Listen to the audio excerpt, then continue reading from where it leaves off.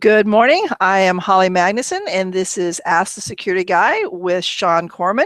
Good morning, Shawn. Good morning. How are you today? Doing all right. How are you doing? So far, so good. It's been a good day. Hey, it is middle of the week. Things are good. Today, we're going to talk about a very kind of touchy subject, potentially, but we're going to look at dating sites and how those can jeopardize our information, potentially. But Shawn, did you want to share first about the news that hit yesterday about an Apple breach? So, sure. So there's actually two breaches out there right now in the mobile world to be aware of. One is for Apple and the iPhone. And to put it in context, it only affects jailbroken devices. So if you jailbroken your iPhone, you're at risk. Otherwise, you're not.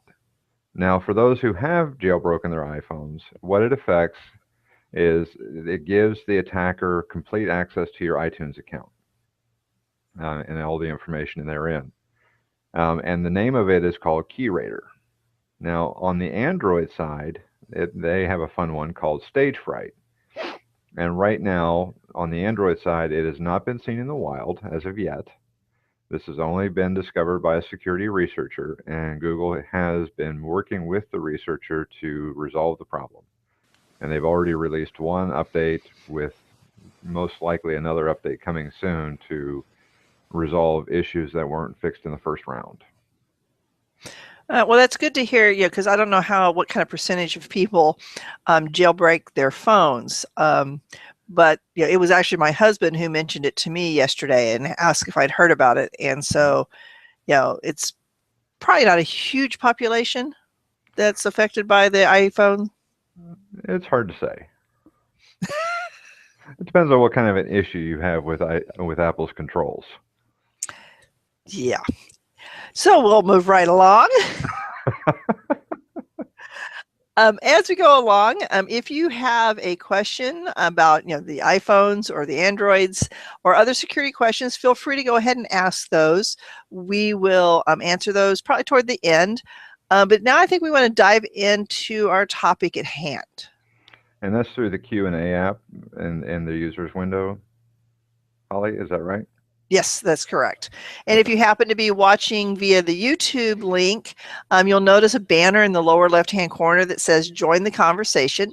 And when you click on that, that will take you to the Q&A app. So you'll be able to ask a question. So feel free to do that as we go along. Okay. So back in July, and then this story just keeps unfolding, Ashley Madison had a pretty significant security breach. Their database they say they have about 40 million users, and the breach affected about 37 million of those. So pretty much the majority of their users were put out there in the wind. It's been verified by a few different resources. There's a massive file out there available on the web through a variety of interesting resources where you can download the entire database and parse through it if you want. And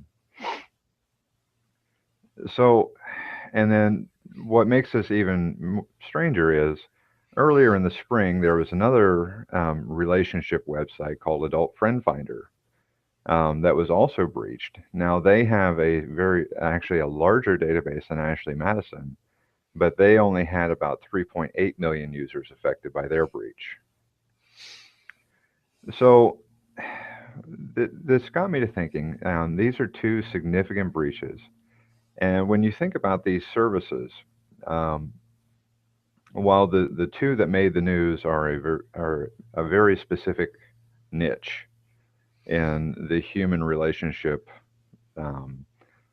servicing side of the web, relationship websites or these types of sites that work towards putting people together based on some type of common interest are they're interesting because they maintain a level of information about us as human beings that you don't generally see anywhere else. So, a lot of the time when we talk about security and we talk about securing your identity and your finances, These are all things that are fixable. So if your financial information gets out, your credit card gets compromised as part of a breach, you call the credit card company, you tell them that, something happened and they issue you a new card and life moves on. Or actually, this just happened to me. My credit card company notified me that they saw some odd charges and they were sending me a new card. So those things, they're reasonably low impact. They're kind of removed from us a little bit. We're a little bit insulated from it. Identity theft is cuts closer to home, but even that is fixable because in the worst case scenario, you can get a new social security number if things get bad enough.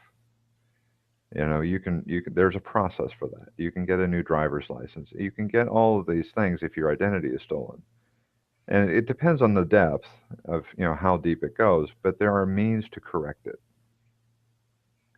When it comes to things like these relationship websites where they maintain this deep level of information about you as a person and your not only your personality issue, traits, um, likes and dislikes, um, issues you may have that you feel that you want to disclose, and those kinds of things. It's right up there, really, when you think about it, and with medical information and the same that level of information that if a healthcare provider is breached, that is extremely personal information that you can't change and that you really never want out in the public eye because it is something deeply personal, right? Well, these relationship websites maintain that same level of information, just in a different aspect of our lives. You know, our, and when we think about it and we think about the security around them, they are nowhere near as regulated as medical information. But yet they maintain personality profiles, they have pictures of us, they have all of this information about who you are and what you like and your hopes and dreams and aspirations at a very deeply personal level. So all of that leads around to the idea of when you sign up for these sites, are they safe? Well, there are literally thousands of these sites out there, and they serve all kinds of interests, um, whatever you desire. There's something out there that will accommodate your needs. And just coming at this strictly from the security aspect of it, some things to look for when you're looking at these sites. Are they a reputable site? Just do a Google search. There's Reddit articles, there's resources all over the web that will pretty clearly identify whether some of these sites are real or are they scams. Because some of these websites are just scams, they're money making scams, and they work because they leverage human emotions. It's the same thing when we talk about social engineering. One of the biggest things in social engineering that we leverage is fear. The other thing is an abuse of trust. We leverage symbols of authority that people trust to gain access to things that we shouldn't have access to. So, and that's in the social engineering context. Well, they're in this relationships side of the world. Social engineering is alive and well, and they're leveraging a variety of other things and other emotions and human tendencies. So that said, one of the things I think about is as I look at this, because I know people who are using these sites and who are earnestly looking for that special someone. I know people who have used these sites successfully and are happily married. I mean, we talk about eHarmony, we talk about Match, we talk about Christian Mingle, and those are all well-known, well-established sites with good reputations. Ashley Madison and AFF also have reputations of a very different nature, and their clientele are well known for what they provide. So that that's aside. When we talk about these things in general, what we're looking at is what are safe ways to engage in to use a site like this or a service like this to find whatever it is you're looking for. So some basic things to think about is when you're putting your information out there for your profile, don't put information in your profile that is too uniquely identifying. You want to avoid names of pets. You want to avoid giving specific ages to things or people that you're related to. You want to keep your profile generic enough that no one can go through it and glean deeply personal information about you. That's something if you establish a good if you establish trust with somebody, you choose to share that, fine. But don't just do it for for everyone on that site. For photos, you want to use photos that do not demonstrate an area or really are identifiable as an area that you frequent. So, for instance, if you went to the Grand Canyon 2 years ago and you have a picture of you standing there, that's fine because it's not, generally speaking, it's not going to be somewhere you go daily. Having a picture of you in front of your house that shows the street sign or your house address would be a different thing and not advisable. So it's just basic things to think about. Um, Pets' names, children's names, ages, none of those things are things you want to make readily apparent in these human relationship sites. And the other thing that I think about too, and I've seen this as a recommendation on a few. There's actually a website that we'll talk about in a little bit that has great tips in a variety of areas for being safe on these sites. But another thing to think about is use a throwaway email address. Don't use your personal email address to sign up for these sites. Gmail, Yahoo, MSN, Hotmail, all will give you a free email address. I would recommend, if you're going to sign up for one of these sites, use an email address that is not your primary personal email address. That way, again, if there's a breach like this, the amount of exposure and risk is low. The credit card that you use for these sites, that's a practice that we talk about, just the same practice everywhere. Don't use a credit card or a bank card that's linked to your primary checking account.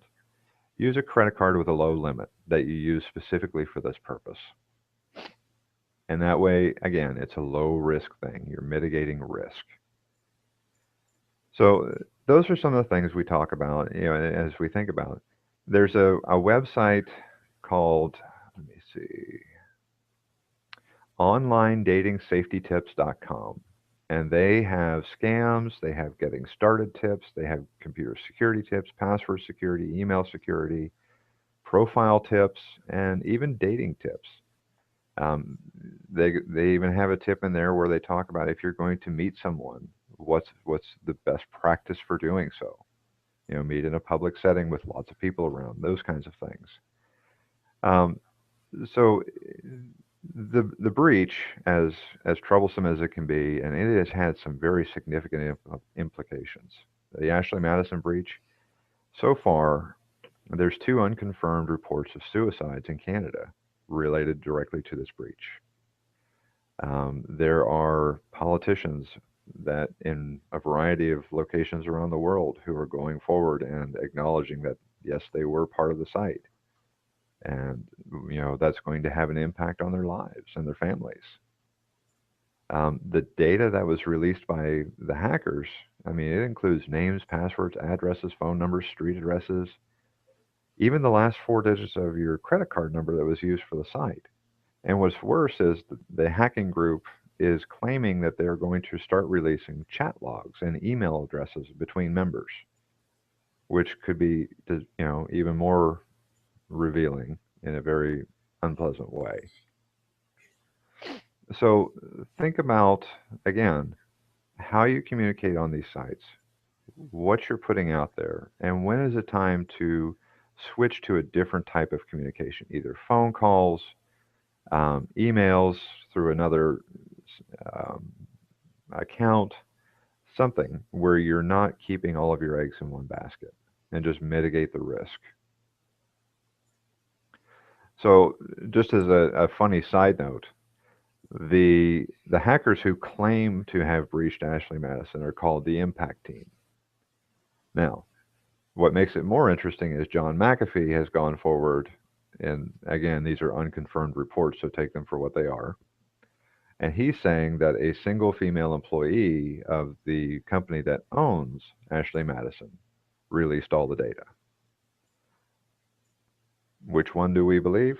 Who knows? The impact team is out there saying that they breached it and they were asleep at the wheel and there was no real security once they got in. Um, Stories abound as to what this could actually be. And regardless, the information is out there. Exactly. Yeah. So who's claiming credit for releasing it? Kind of irrelevant. The fact that it's out there is relevant. Very relevant. So again, just a word of caution. The sites, stick with a reputable site. eHarmony, Match, Christian Mingle are all examples of reputable sites that are well known for success rates and doing a good thing. And chances are, like me, you may know somebody who found their mate through one of these services. Um, but be careful because there are predators online everywhere. Yeah. And I think some of the tips you've given as far as, not sharing too many specifics about yourself is just, one of the things that we need to think about across any social media, And that's whether it's very a true. dating site or Facebook or whatever. And that's a great point. Think about how much personal information Facebook asks for and how they prompt you. Hey, when did you graduate? What high school did you go to? And those kinds of things. I know my Facebook is always prompting me for those things because I don't put them in there. Where did you work and all of that. And that's not information Facebook needs. Definitely Facebook doesn't need.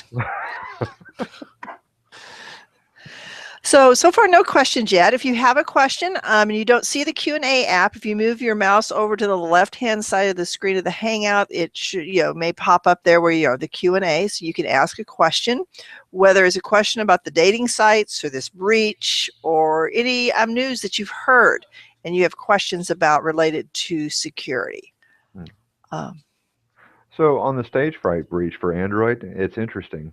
The way that actually works is if a very specifically crafted video is sent to you via text message, it'll take advantage of the vulnerability in Android. Um, so it's kind of the details of it are super geeky, and I won't get into that here. Thank you.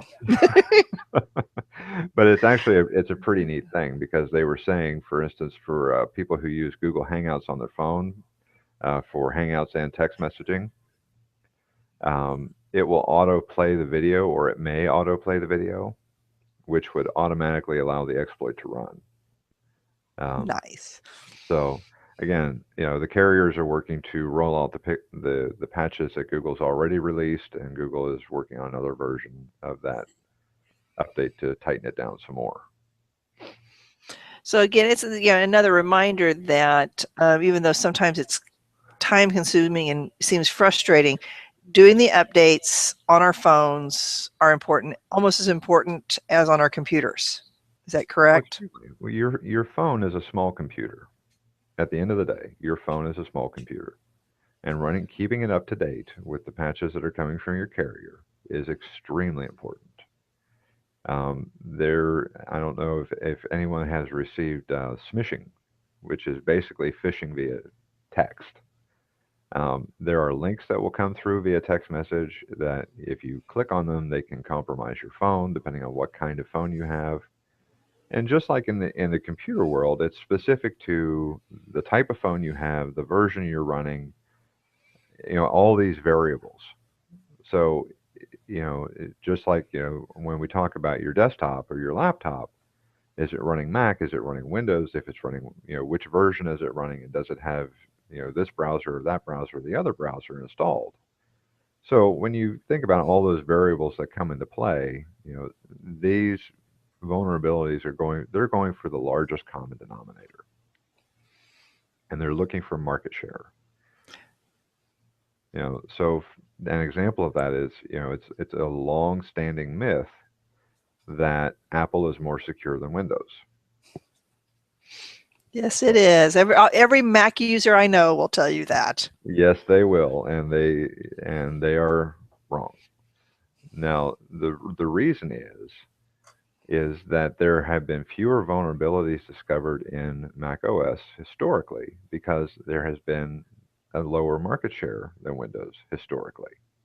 As that changes, and as Apple makes more and more inroads into the marketplace, they are getting more and more attention from the black hat community.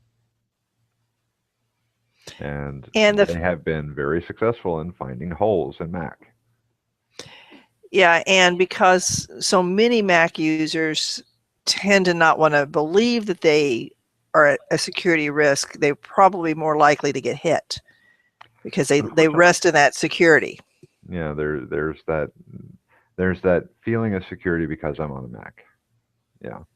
And for the record, I do not use Macs. I do. I have a Mac and a Windows machine, but I'm, not naive enough to think that I'm invincible on either machine. Yeah. Now I do testing with them, but I don't use one for my daily driver. Now, going back to the Android phones and this type of thing, is there a well, I'm trying to think of a virus package program, spyware type program like we can buy for our computers. Are there any that you would recommend for phones? For phones, there's actually several good ones out there. The one I used one called Lookout Mobile. Avast has a good product as well. Avast is what I have. It was the app of the day through Kindle or through Amazon, and I got it for free, the full version. And there are a number of other very good antivirus programs and anti-spyware programs out there for the Android platform, and they're great. And there's some out there for the Apple side too. Although I'm not really familiar with them, I just know anecdotally that there are. Okay, well, we still have no questions. Oh, kind of quiet today. Kind of quiet. Nobody wants to ask questions about this one because, who knows why. Well, given the nature of the topic, I would say this. If you have questions that you are not comfortable sharing in the open forum, feel free to email either Holly or I at iso@apu.edu, or reach out to us individually, and we'll be more than happy to answer any questions you may have. I do understand that the nature of the conversation around these sites tends to be very personal, and people generally don't want to hang that out there. Yeah, and we do understand that, but feel free, contact us, either one of us directly or through the iso@apu.edu account, and we'll get back to you. All right. Well, I don't have anything else for today. Holly, do you have any? Someone wants to ask a question but cannot get to the question bar. If you want to go ahead and get that question and type it in, Nancy, that would be awesome. So it looks like we have one question coming. Okay. So why that question hopefully is going to come. Just highlight that this month in September, we have 2 more Hangouts. One that I'm very excited about on September 23rd. I believe that's the Wednesday. At 2 p.m., we're going to have Jeff Birch and Don Davis in Hangout with IMT. So that will be a great opportunity to hear from them, ask them questions, and see what happens with that. And then final Friday wrap-up will be 2 days later on the 25th at 2 p.m. She wants to know what to do if she has already given out personal email address for the dating site. Most dating sites will allow you to change the email address that they have on file, your personal email address, either in your profile settings or account settings, or you can contact customer service for whatever service it is and request that they do that for you. And, and I mean, if worse came to worse, you probably could delete the account and start over, possibly. I don't know how they work. It depends on, if they're a paid member or not, and it's actually simpler to just go through the process of changing it. Yeah. Okay. So hopefully that will help her. So, and not seeing any other questions coming up, so we'll give just a moment. Tomorrow morning, if everybody probably watching knows, we've got the faculty staff kickoff at 8:30, and so it'll be exciting to see everybody again and the new year kicking off officially. So we're excited. All right. Well, I'm seeing no other questions coming through. Again, feel free to reach out to us individually if you would like, and we will sign off for today. All right. Thank you all very much. Thank you.